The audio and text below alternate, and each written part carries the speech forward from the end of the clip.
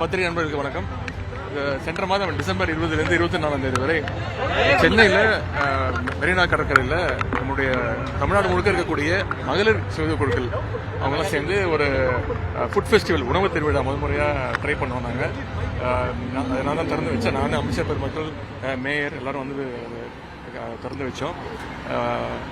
மிகப்பெரிய ஒரு சக்ஸஸாக இருந்தது.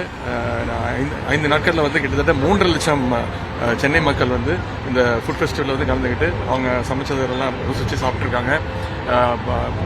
ரெவன்யூ மட்டுமே இந்த 5 நாட்களில் 1,50,00,000 ரூபாய்க்கு மேலே வந்து அவங்க வருமானம் ஈட்டியிருக்காங்க.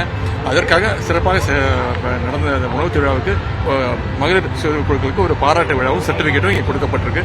அடுத்த ஆண்டு இதை விட மிக அதிகமான கடைகளோட இன்னும் பெருசாக இந்த நிகழ்ச்சி ஏற்பாடு பண்ணணும்னு அவங்க கேட்டிருக்காங்க. கண்டிப்பா தொகை வழங்கப்படல மக்கள் எதிர்பார்க்கிறாங்க. அது எதுவும் அரசு முதலமைச்சர் தான் முடிவு எடுப்பாங்க. பெரியாருக்கும் சமூக நீதிக்கு என்ன சம்பந்தம்னு சீமான் பேசியிருக்காரு. உங்களுடைய கருத்து என்ன?